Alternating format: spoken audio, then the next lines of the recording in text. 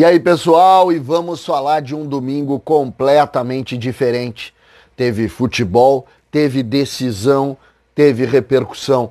E é sobre isso que a gente vai conversar a partir de agora. César Cidade Dias falando de Grêmio aqui no YouTube, papo de gremista para gremista. E mais do que nunca, papo de gremista para gremista. Nós temos que ir no centro das coisas que aconteceram neste domingo de Grêmio 0, Corinthians 0, lá na Arena em São Paulo, o Itaquerão. O que a gente pode dizer desse jogo? Me parece que esse jogo começou muito antes.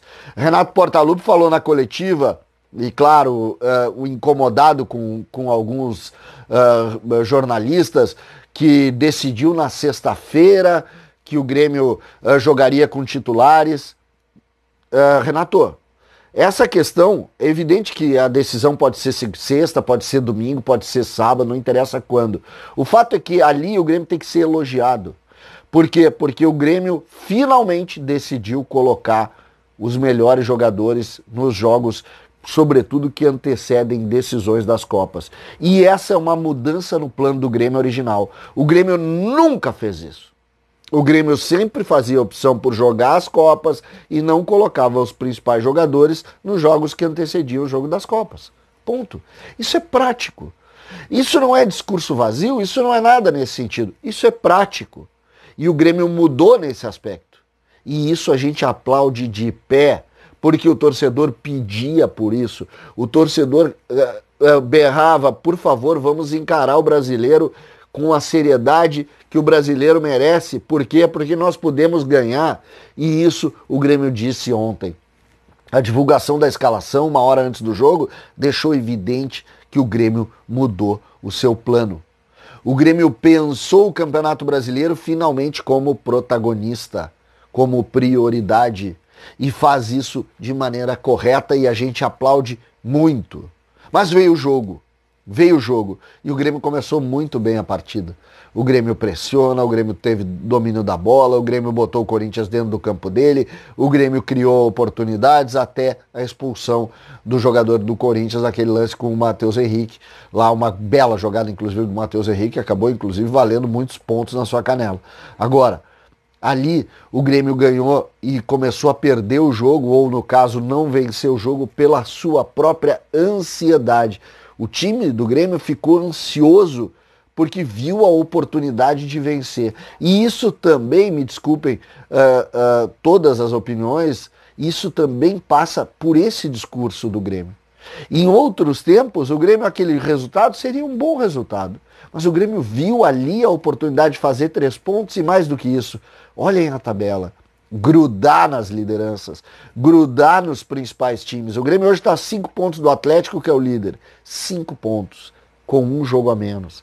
Aí vai se dizer, mas tem o São Paulo que tem jogos a menos. Tem, mas ele vai ter que fazer vitória nesses jogos, os 3 jogos que ele tem, para ele poder ser líder e tirar alguma vantagem. Então, a ansiedade tomou conta do ambiente do campo do Grêmio. O Grêmio vai para o intervalo, o Renato faz algumas modificações e aí vem a crítica ao Renato. Mais uma vez, o Renato não soube fazer a leitura do jogo e não melhorou o time com as suas substituições. Isso é fato também. Quando o Renato vai para a coletiva dizendo o seguinte, eu tirei o Jean-Pierre dali porque o Jean-Pierre ia puxar contra-ataque e aí botei o Jean-Pierre como volante para não permitir tanto contra-ataque. Não é verdade. O Grêmio sofreu 2 contra-ataques no segundo tempo com o Jean-Pierre de volante. E os contra-ataques do time do Corinthians com 2 a menos foram perigosíssimos. A principal chance de gol é do Corinthians. As duas, na verdade, são do Corinthians. Ou seja, o Renato não soube melhorar o time no intervalo. Essa crítica do torcedor é correta, ela não é errada. Por quê? Porque é muito legal, quando vem o jogo, que a gente trate dos fatos e não das narrativas, da prática e não do discurso.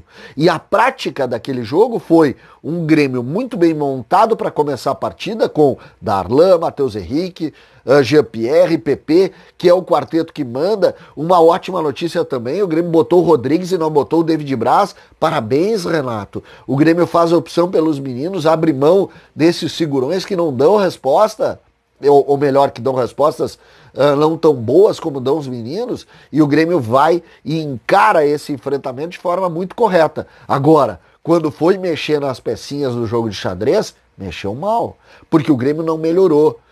A gente olha o jogo, pô, tinha que abrir o time, o time afunilava. Eu ontem na live fiz a seguinte frase: os jogadores tinham que ter assumido para eles a responsabilidade. Quando tu tem 10 de um lado e 8 do outro, também a culpa é dos atletas, de dizer o seguinte: cara, vamos com calma, os caras têm 8 ali, nós temos que passar dos caras. O que nós vamos fazer? Como que nós vamos desenvolver? E faltou isso dentro do campo. Talvez tenha faltado o Michael.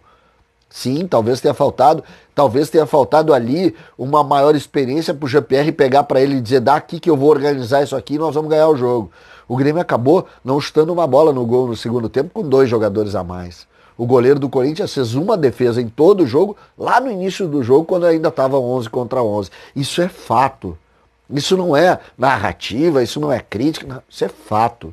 O Grêmio não criou. A única chance de gol que o Grêmio cria no segundo tempo é um chute do PP por cima, que ele erra a conclusão, que é uma jogada muito bem articulada ali pelo Diogo Barbosa.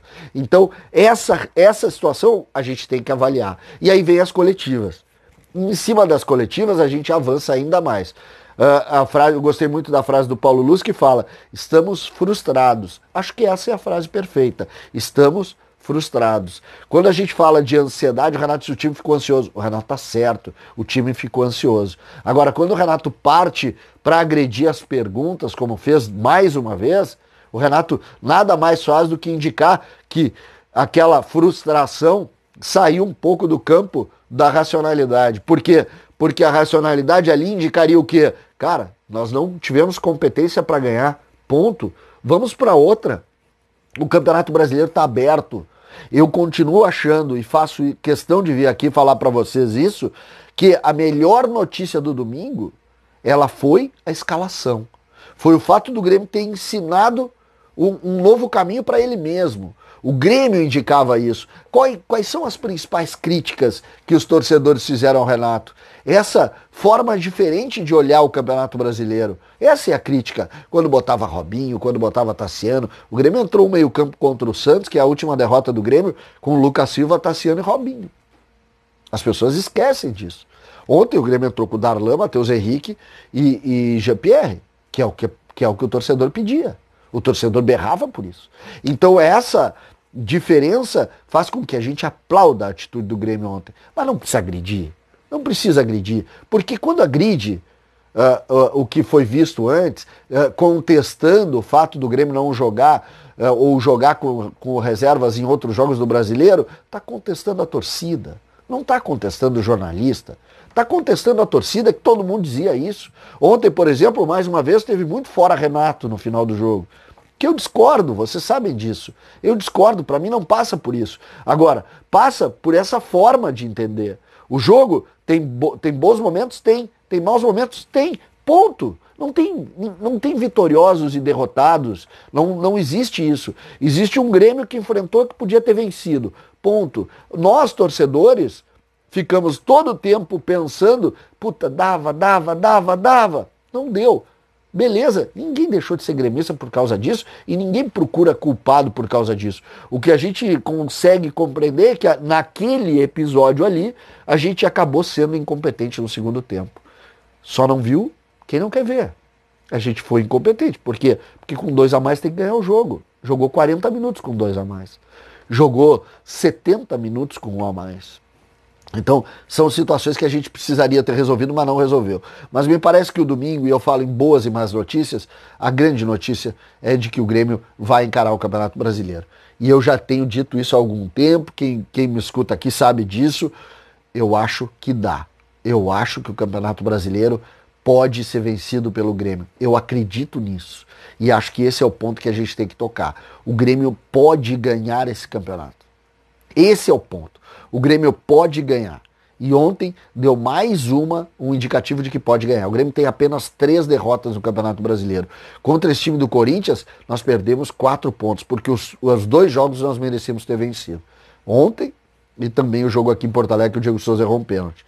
Ontem até a gente vai dizer: pô, mas ontem podia ter perdido. Podia. O Vanderlei fez um milagre ontem, merece ser aplaudido. Agora, Tirando isso, a gente podia ter vencido, assim como com os outros grandes clubes do futebol brasileiro. Fizemos isso com o São Paulo, fizemos isso com o Flamengo.